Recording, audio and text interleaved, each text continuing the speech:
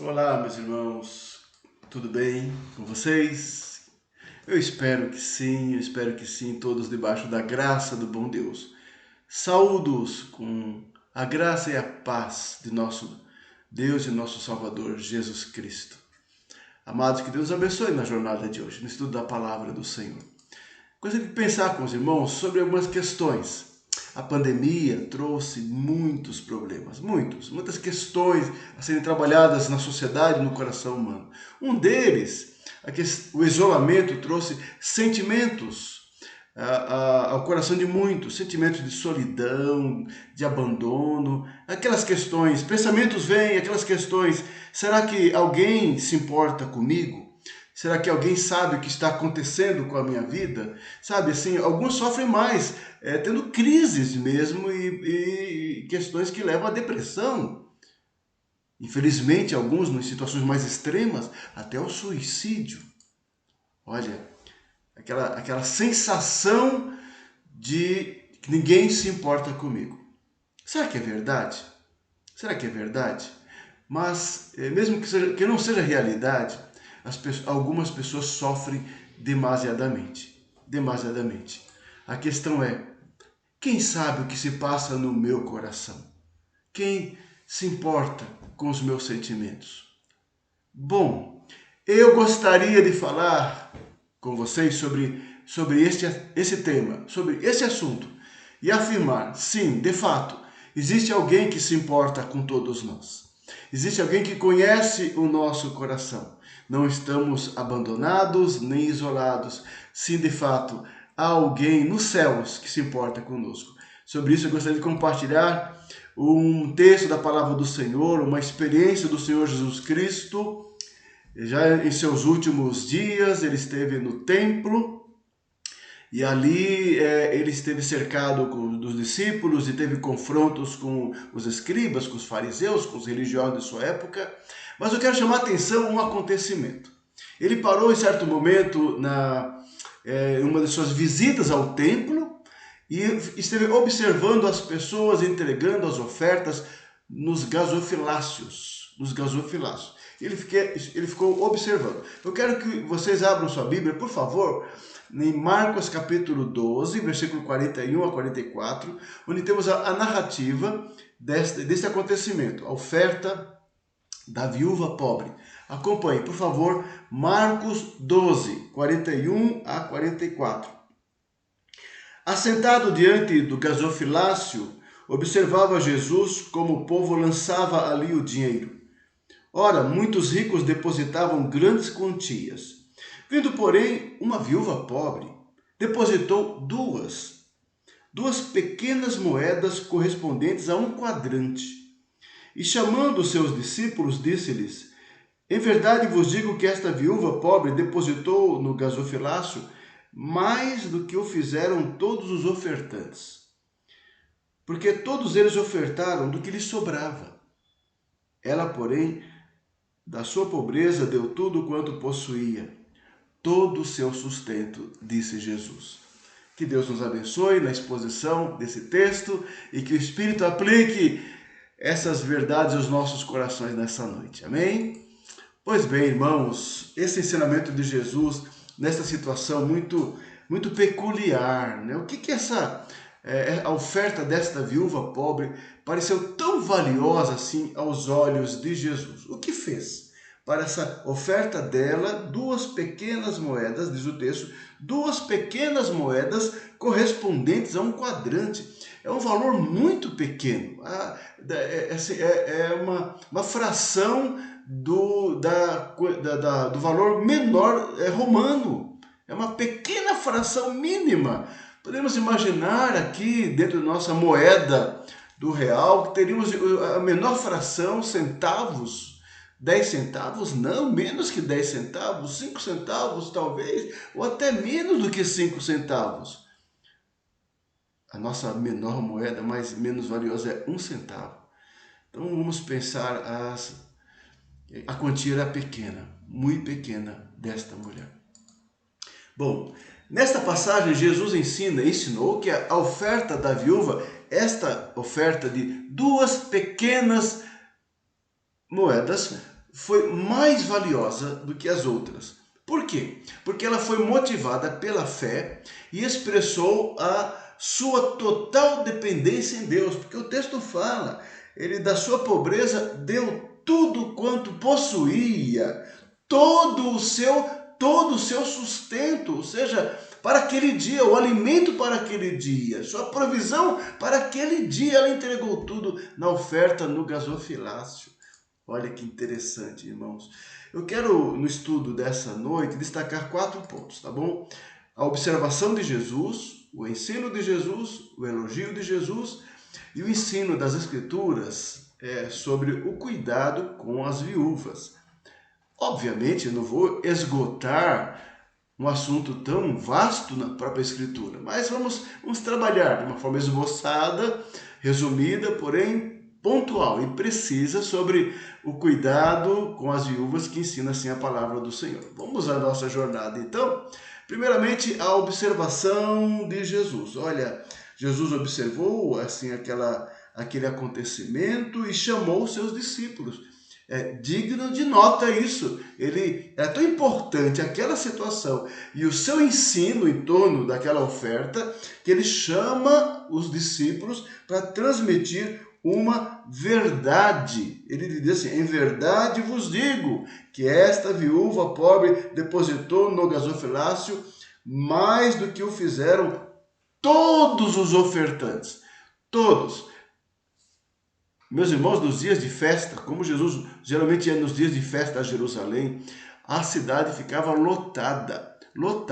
O templo ficava lotado. Judeus piedosos vinham de todas as partes do mundo, nas ocasiões especiais, nas festas judaicas, para adorar ao Senhor. Então o templo provavelmente estava lotado, cheio de pessoas, de toda parte entregando suas ofertas, trazendo as suas ofertas. E Jesus diz que a oferta dessa mulher, pobre, viúva, pequena demais, foi maior do que todas as demais ofertas.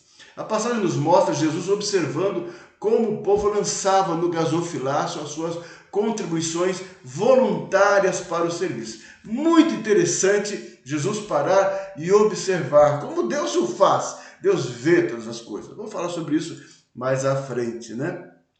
A oferta dos ricos, como disse aqui Jesus no versículo 44, porque todos eles ofertaram do que lhes sobrava. Ou seja, todos ofertavam. E às vezes grandes ofertas, no sentido humano, assim, grandes quantias, de acordo com as suas posses. E Jesus viu esses ricos depositando assim grandes quantias. Mas ele faz uma afirmação interessante. Ofertava aquilo que lhes sobrava. Eles tinham muito. E desse muito, o que sobrava eles traziam. É com grande contraste. Os ricos trazendo o que lhes sobrava. A mulher, viúva, pobre, da sua pobreza, deu o que possuía, do seu sustento. É para a gente pensar seriamente em nossos valores. Jesus quer que nós pensemos nisso, em nossos conceitos, em nossos valores. Vamos lá. A oferta da viúva parecia insignificante. Aos olhos daqueles homens todos, de todos eles, 2 pequenas moedas não eram nada. Mas, irmãos, não temos como julgá-los, porque nós não somos muito diferentes. Nós julgamos segundo as aparências das coisas. A nossa visão do mundo e das coisas e de nós mesmos é tão distorcida, como precisamos refletir sobre nossos conceitos espirituais, a nossa leitura das nossas ações, o que motiva nossas ações, a nossa religião, a nossa prática, a nossa vida para com Deus, o que motiva, né? E como nós levamos a sério, onde há relevância em nossas ações espirituais, em nossa prática cristã, onde há relevância, onde há real motivação, onde há sinceridade do coração, onde aquilo que nós fazemos ultrapassa a religião superficial, a obrigação. Quando? Quando será que a nossa prática cristã está além da mera obrigação de rituais, de comportamento, de tarefas cumpridas. Quando? Olha, para pensarmos profundamente em nossos conceitos, né? Nossos valores. Então Jesus viu uma viúva pobre lançar no gasofilácio. Lá no templo, no pátio das mulheres, a área externa do templo, havia 13 cofres com uma abertura em forma de uma trombeta, conforme a imagem lá no início do nosso estudo. Conforme a forma de uma trombeta. E ali eram depositadas as ofertas. Essa mulher depositou tudo que possuía ali para a sua manutenção diária. 2 pequenas moedas. Deus conhece o coração dos homens. Jesus vê o coração. Ele está ensinando isso aos discípulos. Está além da nossa religiosidade, dos nossos rituais, das nossas convenções, dos nossos padrões, Jesus vê o coração. Isso é muito importante. É o que ele está querendo ensinar aqui. 1 Samuel, capítulo 16, versículo 7, muito interessante, diz assim: Porém o Senhor disse a Samuel: Não atentes para a sua aparência, nem para a sua altura, porque eu rejeitei, porque o Senhor não vê como vê o homem. O homem vê o exterior, porém o Senhor o coração. Foi quando Samuel foi à casa de Jessé para ungir o novo rei segundo a ordem de Deus. E Jessé apresentou seus 7 filhos mais velhos, e nenhum deles era o escolhido do Senhor. Era o oitavo, era Davi, o mais jovem, o mais novo. Então essa foi a palavra do Senhor a Samuel. E aí está o nosso ensinamento bíblico, né, teológico. O Senhor não vê como o homem o vê, né? O Senhor não vê a aparência, não vê o exterior, mas o Senhor vê o coração. Salmo 139, 1-3 diz assim: Senhor, tu me sondas e me conheces. Sabes quando me assento e quando me levanto. De longe penetras os meus pensamentos. Esquadrinhas o meu andar e o meu deitar e conheces todos os meus caminhos. Amado irmão, amada irmã, Deus vê todas as coisas. Ele me conhece, te conhece, conhece tudo. Tudo está perante o Senhor. Tudo está diante do Senhor. Ele conhece o nosso coração, nossos pensamentos, todos eles. Que ensinamento importante para nós. Que segurança nós temos. E que cuidado devemos ter, amado. Salmo 44, versículo 21 diz assim: Porventura não o teria atinado Deus, ele que conhece os segredos dos corações. Os segredos dos nossos corações mais profundos, Deus conhece, Deus vê os corações, nossos sentimentos, nossos pensamentos.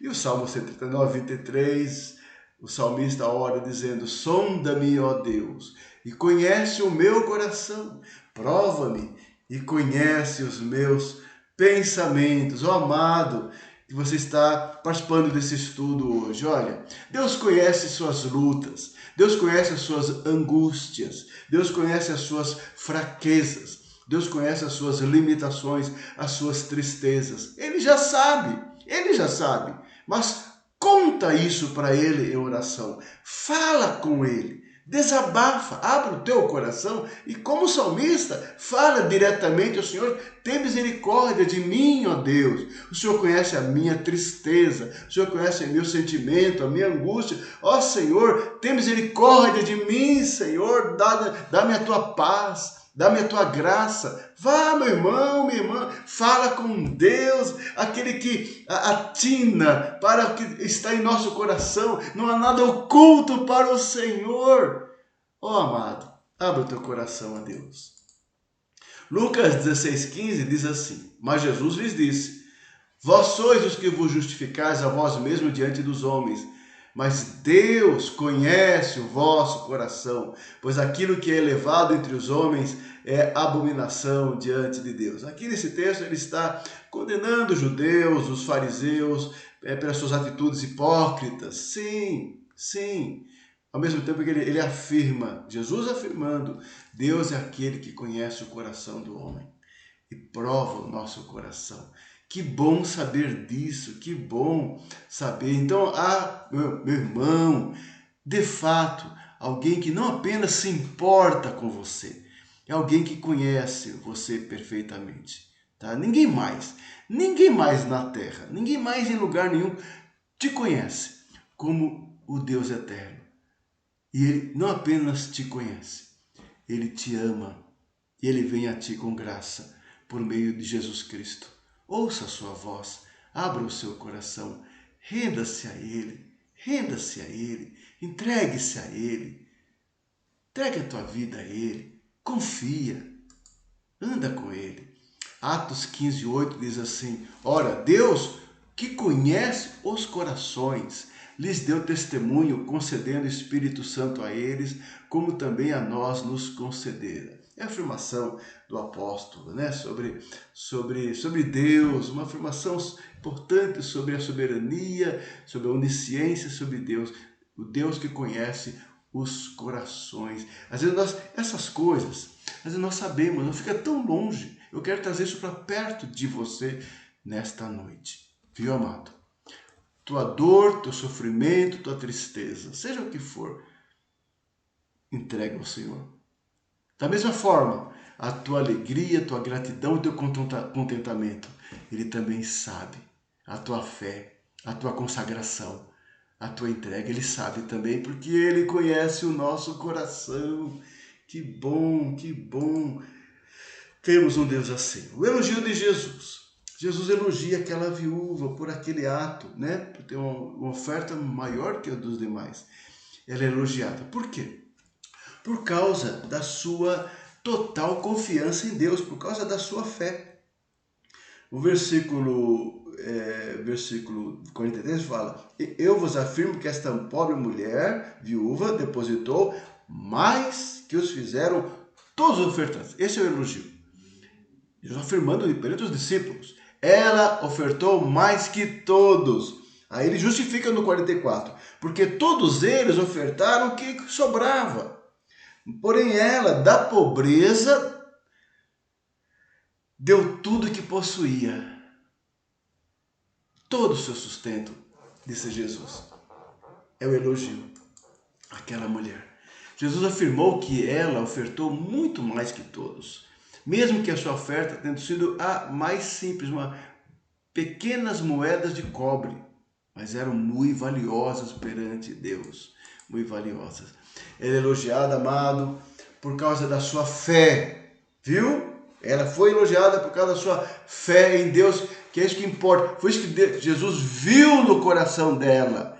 Ele viu e reconheceu a fé daquela pobre viúva. Ela creu em Deus. Em meio a tanta gente, em meio a multidão, pessoas que ostentavam suas vestes, suas roupas, seus discursos, ostentando para todo lado dentro do templo ali. Ela muito simples, muito humilde, com sua pequena oferta se aproxima, como os demais, com muita humildade, se aproxima também do gasofilácio e coloca ali as suas pequenas moedas, pequenas perante os homens, mas tão valiosas perante Deus. Jesus mostra que ele, obviamente, não está preocupado com dinheiro, com a quantidade. Jesus não se importa com isso. Deus não se importa. Por que os homens brigam tanto por isso? Mesmo nas religiões, né, cristãs, tanta briga por causa disso. Deus não se importa com o dinheiro de ninguém. Deus quer fidelidade. Deus quer confiança. Deus quer obediência. Deus quer a fé. Fé do ofertante. A dependência do ofertante. Quando nós entregamos nossos dízimos e nossas ofertas, estamos expressando uma lei espiritual. Estamos afirmando: eu creio em Deus, eu dependo de Deus. Eu creio em Deus que me sustenta. Eu creio em Deus que provê o necessário para a minha vida. Eu creio em Deus que me dá saúde, capacidade, inteligência e Ele abençoa com sua providência a circunstância da minha vida, colocando minha provisão, emprego, seja o que for. Eu creio que vem de Deus todas as coisas boas na minha vida. É por isso que eu sou fiel ao Senhor. Essa passagem é muito relevante sobre a nossa adoração, sobre a nossa fidelidade, como nós devolvemos a Deus aquilo que pertence a Deus. Não é devolver o que sobra a Deus. O dízimo e oferta não é uma questão do que sobra em nosso orçamento, em nossa planilha, depois que pagamos todas as contas, e quando sobra alguma coisa, aí sim nós administramos, como se Deus estivesse preocupado e querendo o resto. Não! Deus quer tudo, tudo é de Deus. Tudo é de Deus. Então, quando nós devolvemos, por exemplo, o dízimo, olha, isso daí é uma expressão de fé, de obediência, de fidelidade, de princípio espiritual. Com alegria, o crente faz isso. É Ele Deus, é Ele Deus. Como essa mulher, era ela e Deus ali, no seu coração orando e adorando ao Senhor, trazendo no gasofilaço o seu sustento, entregando ao Senhor tudo que tinha, 2 pequenas moedas. Amado, é isso que Deus quer ver em meu coração, no teu coração. É o que Deus espera ver em nossa vida, em nossa adoração, nossa vida cristã, nosso serviço e também em nossas ofertas e como nós lidamos com a fidelidade ao Senhor. Hebreus 11:4 tem uma expressão muito interessante sobre Abel. Lembra da história de Abel e Caim, os 2 filhos de Adão? Ambos se apresentaram perante o Senhor as suas ofertas. Deus se agradou da oferta de Abel e não se agradou da oferta de Caim. Hebreus 11:4 explica por quê. Diz assim: pela fé Abel ofereceu a Deus mais excelente sacrifício do que Caim, pelo qual obteve testemunho de ser justo. Olha só. Então Deus se agradou de Abel, tendo a aprovação de Deus quanto às suas ofertas. Por meio dela, também mesmo depois de morto, ainda fala. Por meio da sua oferta. Deus se agradou de Abel, deu testemunho de ser justo, por causa da sua fé, e Deus se agradou, então, da oferta de Abel. Interessante. Em primeiro lugar, vem Deus se agradar de nós, de nossa atitude, de nossa fé e daquilo que nós apresentamos. Nós não podemos enganar a Deus com nossas ofertas, com as coisas que nós apresentamos. Ele vê o nosso coração, as nossas intenções e a nossa fé, como Jesus viu naquela mulher. Hebreus 11:6 diz algo muito importante sobre isso daí, olha. De fato, sem fé é impossível agradar a Deus. Porquanto é necessário que aquele que se aproxima de Deus creia que Ele existe e que se torna galardoador dos que o buscam. É por isso que nós nos ofertamos ao Senhor, nossos dons, nossa vida, nossos talentos, nós entregamos a Deus. Como crentes consagrados, queremos trabalhar para o Senhor, servir o Senhor cada vez mais. Não tem tempo ruim, não tem dificuldade. Nós oferecemos a nós mesmos, ao Senhor, para servi-lo. Oferecemos a nós mesmos, nossos talentos, nosso corpo, nossos dons, nosso dinheiro, nossa inteligência, nossa capacidade. Tudo que temos oferecemos. Por quê? O que nos motiva a tudo isso? É a fé. É a fé. É a fé que nos motiva a uma vida consagrada, uma vida dedicada na causa de Deus, na obra do Senhor, na igreja de Deus. É a fé que nos motiva. Não são os homens, não são os estímulos, não são as ações da igreja, ou as programações da igreja, ou as motivações que a igreja oferece. Não, não. Se acharmos que é isso, somos completamente enganados. Enganados. Porque o que nos move a vida inteira, o tempo todo, é Deus e a nossa fé para com Ele, para com Ele. É por isso que nós ofertamos, é por isso que nós somos fiéis, é por isso que nós nos consagramos e nós nos dispomos na obra do Senhor. É a fé. Sem fé é impossível agradar a Deus. Não importa o que a gente faça, é tudo fumaça. Se não tiver fé, tudo fumaça. Não vale nada aquilo que nós apresentamos diante do Senhor. E crendo que Ele é o galardoador, ou seja, dele vem a bênção, a provisão, o sustento no dia a dia. Como essa mulher foi lá, ela amava o Senhor, ela cria no Senhor, ela confiava no Senhor para sustentar a sua vida. No extremo, ela confiou em Deus e fez a parte dela, que é a fé. Porque ser um dizimista fiel é um ato de fé. É um ato de fé, de adoração, de fidelidade, de intimidade com Deus, de culto ao Senhor. É tremendo. Experimente, irmão, esta dádiva da fidelidade. Quarto ponto. Bom, as Escrituras têm muito ensinamento sobre o cuidado desse Deus bondoso e misericordioso para com os pobres, para com os órfãos, para com as viúvas. Lembra um pouco da imagem que coloquei no início desse estudo. Uma multidão e alguém no meio, se sentindo sozinho e abandonado. É assim que o homem secular se sente quando esquece a Deus, quando não conhece a Deus. Mas você conhece a Deus. Eu quero que você saiba, você nunca está sozinho, nunca está sozinho. Deus cuida de todos o tempo todo. Tanto que na própria lei ele estabeleceu normas para que houvesse o cuidado em Israel com os pobres, os estrangeiros e os órfãos e as viúvas.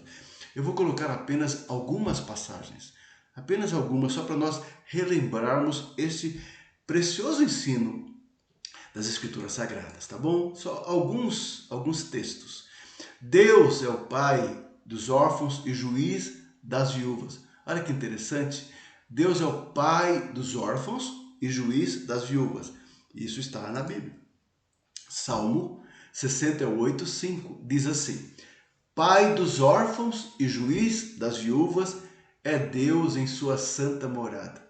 Na sua Bíblia, esse texto, coloque com a caneta, é uma marca, que é muito interessante isso, essa afirmação que Deus está no céu e não com os olhos fechados, mas abertos e pronto, e os ouvidos atentos para socorrer os pobres, os necessitados, os excluídos, os rejeitados,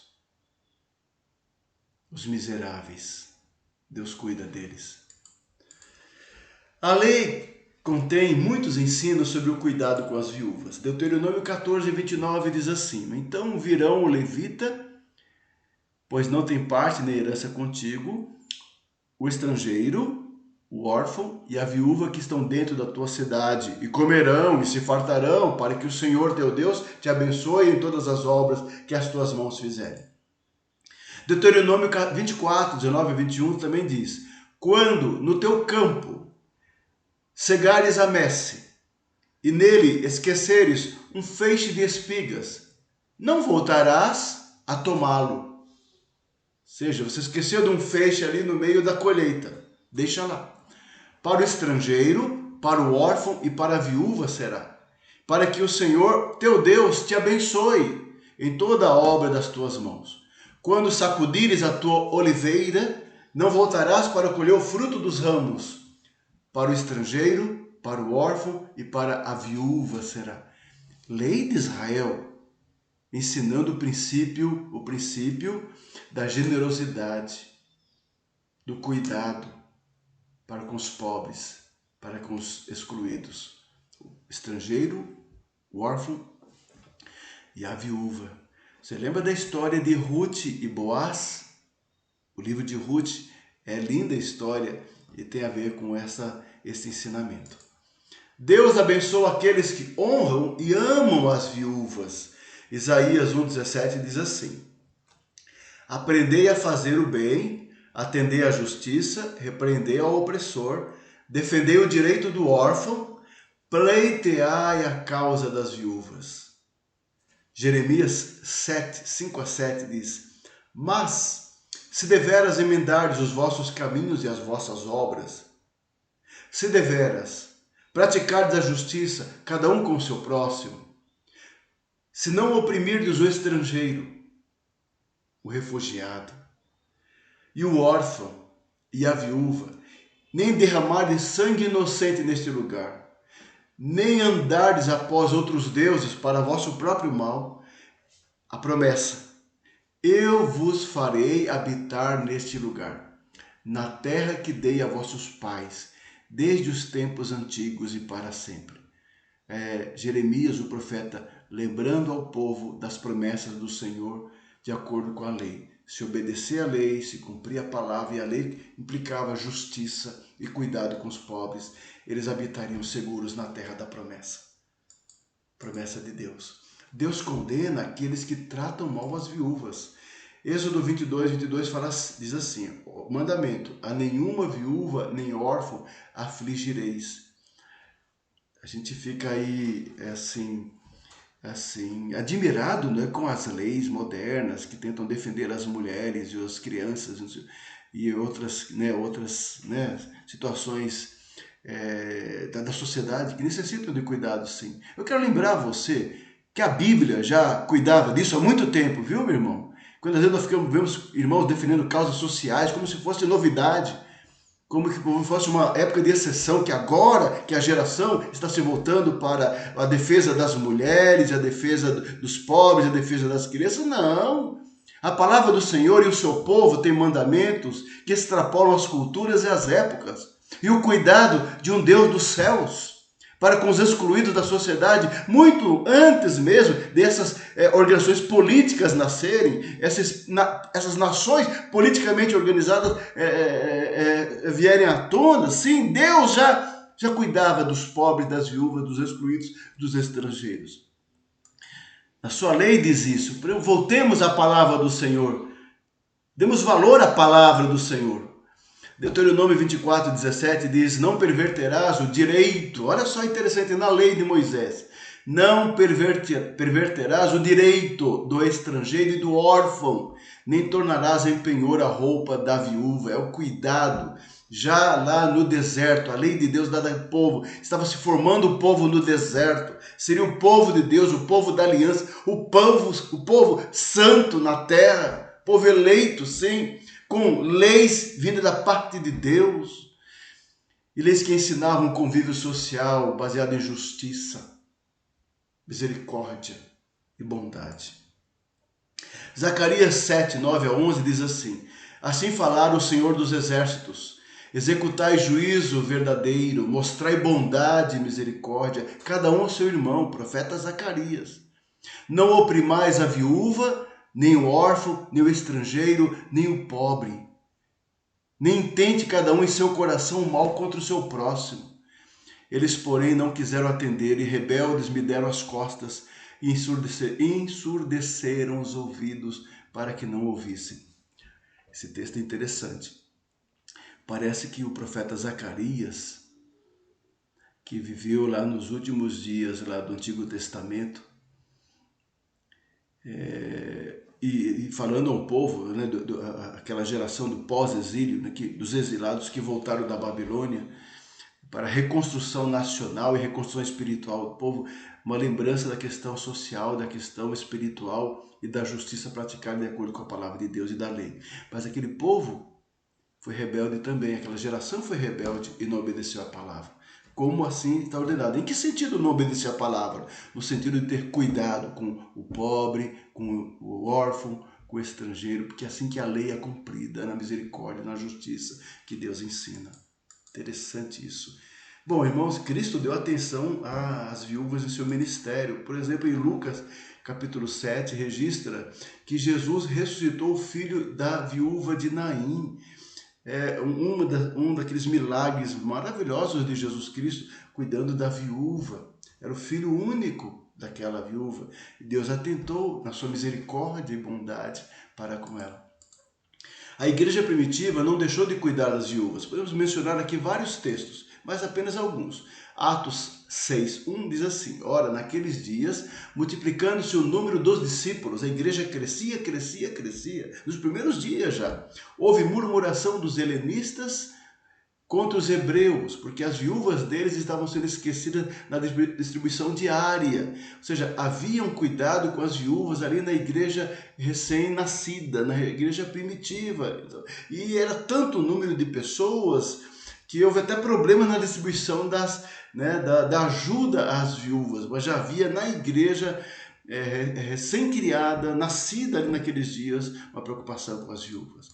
O apóstolo, ou escritor Tiago, o escritor sagrado, diz assim: a religião pura e sem mácula para com nosso Deus e Pai é esta: visitar os órfãos e as viúvas nas suas tribulações, e a si mesmo guardar-se incontaminado do mundo, santidade, santificação e amor e misericórdia para com os necessitados. Tiago ensinando a prática da fé. Depois no capítulo 2 vai falar muito sobre isso, né? Fé e obras, fé e obras. Concluindo, irmão, esse texto faz-nos pensar tantas coisas, né? Faz-nos pensar tantas coisas. O que fez a fé da viúva pobre ser tão valiosa aos olhos de Jesus? Uma mulher muito pobre, 2 pequenas moedas, e chamou a atenção do mestre. Bom, ele ensina que ela foi motivada pela fé e expressou sua total dependência em Deus. Porque isso tem que ser o que nos motiva sempre. A nossa fé, a nossa confiança e a nossa dependência total no Senhor. No mundo tão materialista, a nossa sociedade é muito materialista. Vivemos em torno do dinheiro, da sobrevivência, do sustentar. E nós cristãos nos perdemos também com essa luta pela sobrevivência, que esquecemos que aquele que nos dá sustento e subsistência, sustento e provisão para tudo é Deus. Tudo vem de Deus. Às vezes nos esquecemos disso. Achamos que é a força do nosso trabalho. Sim, quem nos dá força é Deus.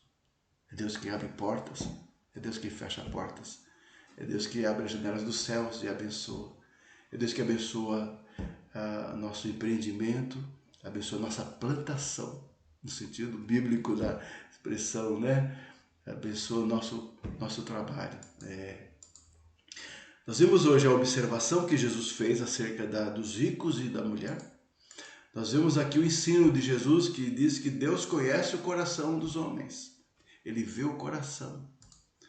Nós vimos o elogio de Jesus àquela mulher e tiramos algumas lições, né? E vimos finalmente o ensino das Escrituras sobre o cuidado de Deus com as viúvas em toda a Bíblia, tanto no Antigo como no Novo Testamento.